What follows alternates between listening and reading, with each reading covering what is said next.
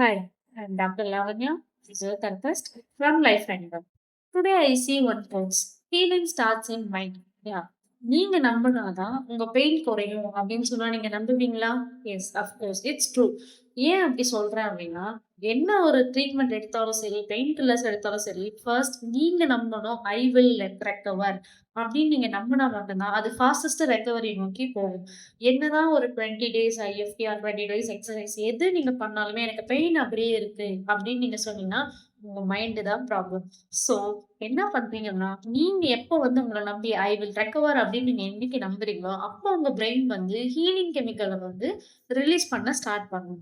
So அப்ப நமக்கு healing stages start ஆகும். ஸோ ஃபாஸ்டஸ்ட் ரெக்கவரியும் கிடைக்கும். ஸோ பெயின் கம்மியாகணும் அப்படின்னா, ஃபர்ஸ்ட் நீங்க நம்புங்க. எனக்கு பெயின் கம்மியாகும். ஐ வில் கெட் ரெக்கவர் அப்படின்னு நம்புங்க.